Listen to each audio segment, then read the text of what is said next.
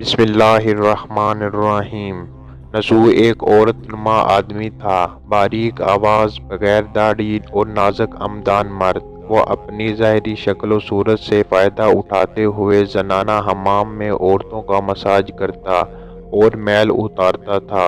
کوئی بھی اس کی حقیقت نہیں جانتا، سبھی اسی کو عورت سمجھتے تھے۔ یہ طریقہ اس کے لیے ذریعہ معاش بھی تھا اور عورتوں کے جسم سے لذت بھی لیتا تھا۔ کئی بار وجدان کے ملامت کرنے پر اس نے اس کام سے توبہ بھی کی، لیکن ہمیشہ توبہ توڑتا رہا۔ ایک دن بادشاہ کی بیٹی حمام گئی۔ حمام اور مساج کرنے کے بعد پتہ چلا کہ اس کا ہیرا کھو گیا ہے۔ بادشاہ کی بیٹی نے حکم دیا کہ سب کی تلاشی لی جائے۔ سب کی تلاشی لی گئی، ہیرا نہیں ملا۔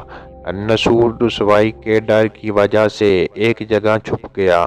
جب اس نے دیکھا کہ شہزادی کی کنیزیں اسے ڈھونڈ رہی ہیں تو اس نے سچے دل سے خدا کو پکارا اور خدا کی بارگاہ میں سچے دل سے توبہ کی اور وعدہ کیا کہ آئندہ کبھی بھی یہ کام نہیں کرے گا، میری لاج رکھ۔ اچانک باہر سے آواز آئی کہ نسو کو چھوڑ دو، ہیرا مل گیا۔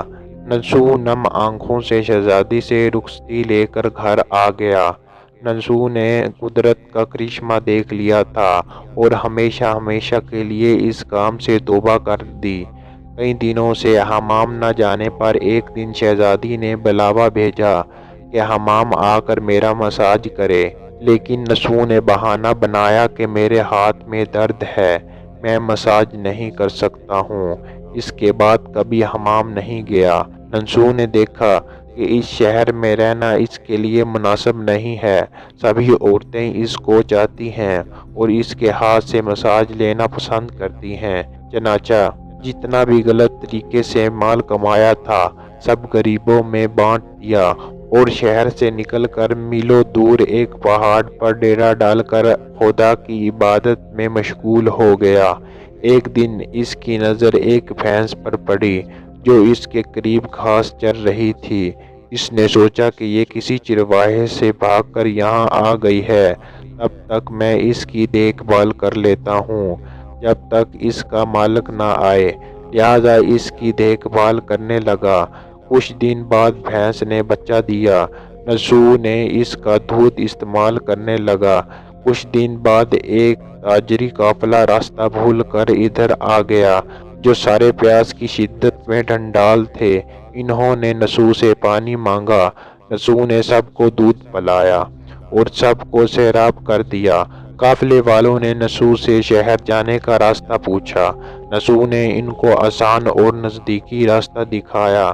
جانے سے پہلے تاجروں نے نسو کو بہت سارا مال دیا۔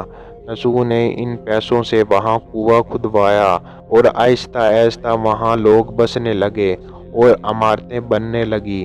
وہاں کے لوگ نسو کو بڑی عزت و احترام سے دیکھتے تھے۔ رفتہ رفتہ نسو کا اچھا پن بادشاہ کو پتہ چلا، وہی بادشاہ جو اس شہزادی کا باپ تھا۔ بادشاہ کے دل میں نسو سے ملنے کی بڑی اشتیاق پیدا ہوئی۔ انہوں نے نسو کو پیغام بھیجا کہ بادشاہ اس سے ملنا چاہتا ہے، مہربانی کر کے دربار تشریف لے آئے۔